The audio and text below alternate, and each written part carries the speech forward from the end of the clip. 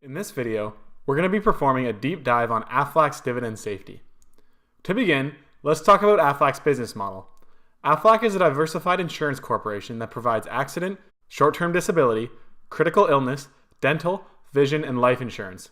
Approximately 70% of the company's premium income is derived from Japan, with the remaining 30% coming from the United States. Aflac was founded in 1955 and currently trades with a market capitalization of $35 billion. Aflac is a well-known dividend stock because of its compelling track record of dividend growth. With 35 years of consecutive dividend increases, Aflac is a member of the Dividend Aristocrats Index, a group of elite dividend stocks with more than 25 years of consecutive dividend increases. Looking ahead, investors cannot rely on Aflac's dividend history alone to measure its dividend safety. For the remainder of this video, we will discuss the company's current dividend safety from four perspectives: its dividend safety in the context of its current earnings, its dividend safety in the context of its current free cash flow, its dividend safety in the context of its recession performance, and its dividend safety in the context of its current debt load. First, let's discuss Aflac's dividend safety in the context of the company's current earnings. When Aflac reported its third quarter financial results on October 24th, the company announced that it generated adjusted earnings per share of $1.04 in the 3-month reporting period. For context, Aflac paid a 26-cent quarterly dividend during the same time period for a payout ratio of 25%. Looking out over a longer time horizon, our conclusion is the same. Aflac generated $3.08 of earnings per share through the first 9 months of fiscal 2018 and paid 78 cents of common share dividends during the same time period for a payout ratio of 25%. Using earnings, Aflac's dividend appears very safe for the foreseeable future. Many analysts believe that comparing a company's dividend payments to its free cash flow is a better method for assessing dividend safety. With that in mind, we will now compare Aflac's current dividend payment to its free cash flow. Through the first 9 months of fiscal 2018, Aflac generated $4.7 billion of free cash flow and distributed $595 million of common share dividends for a free cash flow dividend payout ratio of just 13%.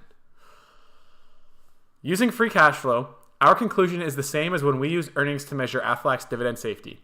The company's dividend appears safe for the foreseeable future, and its payout ratio using free cash flow is actually lower than the earnings per share equivalent.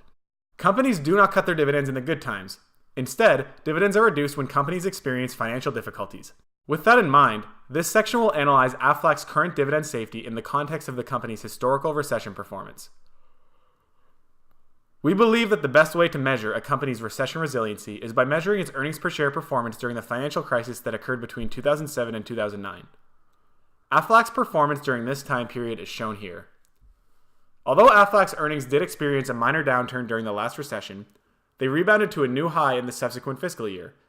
They also continued to cover the company's dividend, and Aflac continued its multi-decade streak of dividend increases. With all this in mind, we have no concerns about the company's ability to pay rising dividends during future economic downturns. The last angle that we will use to assess Aflac's current dividend safety is by looking at the company's current debt level.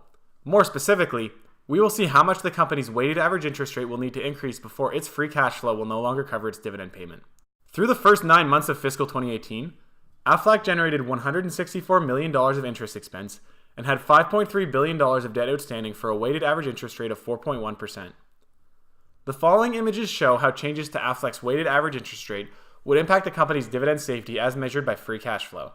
As the image shows, Aflac's weighted average interest rate would need to rise to well above the 25% level before its dividend would no longer be covered by free cash flow. With that in mind, we believe that the company's debt level is unlikely to impact the safety of its dividend moving forward.